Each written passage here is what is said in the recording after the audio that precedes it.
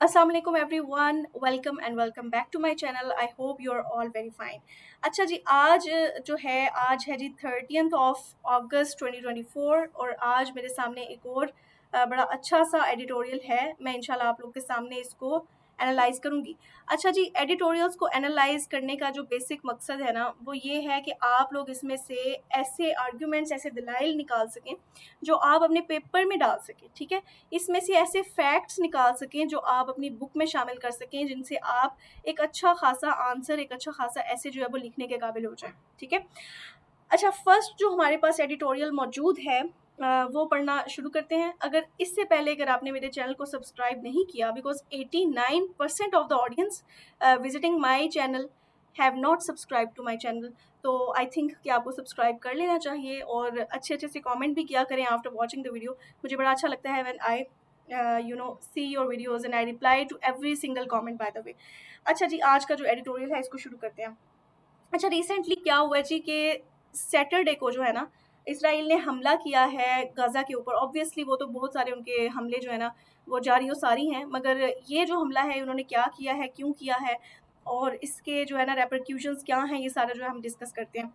अच्छा, पढ़ते हैं जी। Early on Saturday morning Israel stuck a school sheltering around 2400 displaced Palestinians in Gaza city. At least 100 people have been reported killed in this atrocity.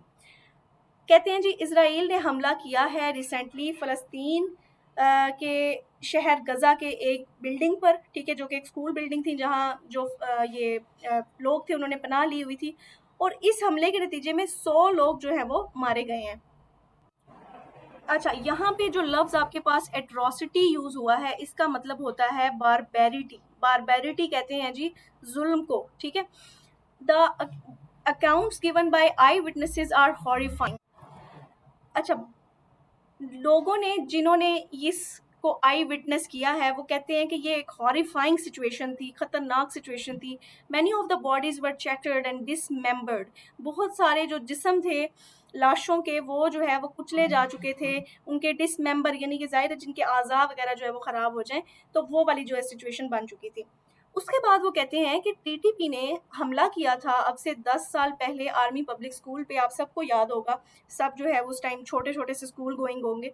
उस वक्त क्या हुआ था जी, 140 पीपल जो है वो मारे गए थे उसमें। ठीक है, उसमें से जाहिर है कि तकरीबन 120 plus, if I am not wrong 123 जो लोग थे वो बच्चे थे। कहते हैं जब ये वाक़या हुआ था तो पूरी दुनिया ने जो है ना इसको बड़ी नफ़रत की निगाह से देखा था कि भई ये जो है टेररिज़्म है ना, ये हो गया, ये हो गया। अब कह रहे हैं कि अब क्या दुनिया वालों की आँखें बंद हैं? अब तो हर रोज़ गाज़ा के अंदर कम से कम ये जो लोग हैं वो 100 प्लस लोग मरते हैं। अभी रिसेंटली वाक़या देख लें, इसके अंदर 100 लोग जो हैं वो मरे हैं। अच्छा, आगे वो कहते हैं throughout this one sided conflict perhaps better described as genocidal campaign, Tel Aviv has hardly abated an eyelid as it hit schools, hospitals and people queuing for food, all the name of targeting Hamas. अब वो कहते हैं कि जो एक तरफा झगड़ा है इसके अंदर Tel Aviv which is it is the capital of Israel, वो कहते हैं कि इन्होंने हमला किया है स्कूल्स पर, अस्पतालों पर, जो क्यू बनाकर, क्यूइंग का मतलब होता है कतार में खड़े लोगों पर, सिर्फ इस नाम पर कि जी हम हमास को टारगेट कर रहे हैं। तो कह रहे हैं कि क्या ये जस्टिफाइबल है, क्या ये चीज़ जस्टिफाइबल है कि आप जो है ना आम नॉन कम्बेटेंट्स जो है ना वो उन लोगों को कहते हैं जो कि नॉन अग्रेसिव हों। ठीक है, नॉन अग्रेसिव यानी कि अग्रेसिव कहते हैं ना गुस्से वाला। ठीक है, तो आप इनोसेंट लोगों को मार रहे हैं, डिसमेंबरमेंट कर रहे हैं, उनके लिम्स काट रहे हैं। ठीक है, लिम्स कट ऑफ इसका मतलब होता है यानी कि ज़ाहिर है कि उनको पता नहीं, आप एक किस्म का शहीद भी कर रहे हैं। ठीक है, फिर उनको जो ज़ख्मी भी कर रहे हैं, तो क्या ये जस्टिफाइबल है? फिर यहाँ पे writer clearly in Israel's twisted world view it does, यहाँ पे राइटर जो है वो एक तंज उन पे करता है कि हाँ, इसराइल की जो नज़र के अंदर ना, जो उनके ट्विस्टेड यानी कि मुड़ा तुड़ा उनका जो नज़रिया है दुनिया को लेकर, उसके नज़रिए के मुताबिक वो बिल्कुल ठीक कर रहे हैं। अच्छा, उसके बाद वो कहते हैं can Tel Aviv's assertion that it is ready to discuss ceasefire really be taken seriously in the aftermath of such blood baths. अच्छा, अब वो कहते हैं कि assertion कहते हैं जी दावे को, कहते हैं कि अभी रिसेंटली जो है ना यूएस, कतर और इजिप्ट ने जो है इनवाइट किया है इसराइल को कि आएँ जी मेज़ पर बात करें। ठीक है, बट डू यू वांट, ठीक है। उन्होंने कहा है जी हम ठीक है जी हम रेडी हैं, इसराइल ने कहा है हम रेडी हैं पीस टॉक्स के लिए। तो वो कहते हैं कि क्या अगर वो पीस टॉक्स के लिए रेडी हैं तो ये जो 100 पीपल जो हैं, 100 लोग जो हैं जिनको आपने अभी मार दिया है, क्या ये उस चीज़ की हमायत कर रहे हैं कि आप वाकई जी आप पीस चाहते हैं? यानी कि आपके एक्शंस जो हैं वो बिल्कुल कॉन्ट्राडिक्ट हैं, अगेंस्ट हैं आपके वर्ड्स से, ठीक है। उसके बाद वो कहते हैं कि perhaps this is the reason why Israeli prime minister is determined to set the Middle East on fire by provoking Iran and its armed regional allies. अब वो कह रहे हैं, अब जैसे आपको पता होगा ईरान ने जो है ना वो एक वाहिद कंट्री है जिसने सख्त एक्शन लिया है अगेंस्ट इसराइल। तो वो कहते हैं कि जी ईरान ने इनके ऊपर जो है ना वो कुछ मिसाइल्स वगैरह भी फेंके थे। तो वो कहते हैं कि जी वो ये है ना Netanyahu who is the prime minister of Israel, वो क्या कर रहे हैं, ईरान को ये प्रोवोक कर रहा है ये मुस्लिम वर्ल्ड को ईरान के खिलाफ, ठीक है। If a bigger conflagration ensures, Mr. Netanyahu can claim he is defying his country from the evil Iran and most of his Western friends may lap it up.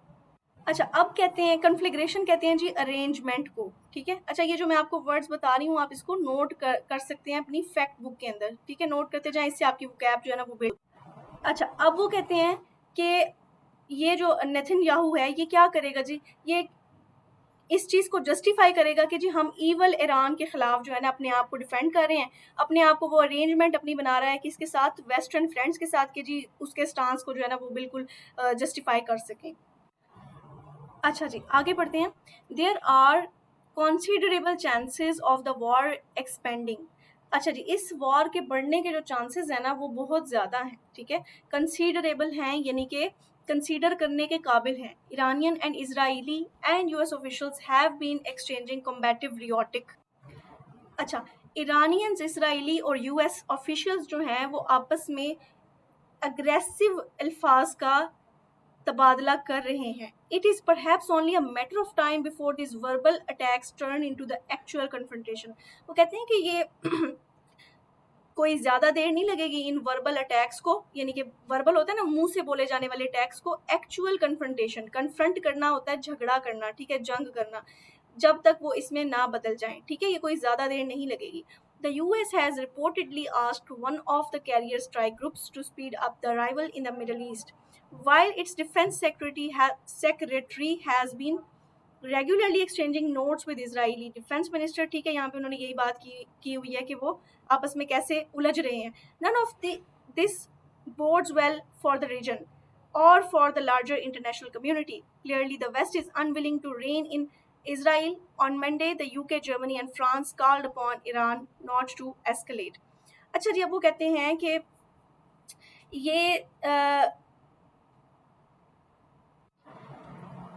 ये जो उनके झगड़े हैं, फसाद हैं, ठीक है, ये रीजन के लिए अच्छे नहीं हैं, ठीक है, ये कोई अच्छा मैसेज नहीं है। अब वो कहते हैं कि वेस्ट जो है ना वो तो अनविलिंग है बिल्कुल कि इसराइल को कंट्रोल करे, उसे कोई लगाम डाले, ठीक है। क्योंकि आप देख लें जी यूएन का क्या रिएक्शन है या ये दूसरी जो बॉडीज हैं इनका क्या रिएक्शन है। इनफैक्ट सारे ऐसे हैं जैसे सब ने जो है मुंह पर जिप लगाई हुई है और कोई इसके खिलाफ बोलने को तैयार नहीं है। On Monday UK, Germany and France called upon Iran not to escalate. जबकि यूके, जर्मनी और फ्रांस ने ईरान को कहा है कि जी आपने एस्केलेट नहीं करना। एस्केलेट करना होता है जी बढ़ना, आगे बढ़ना, यानी कि जंग की तरफ जो है ना वो आपने नहीं बढ़ना।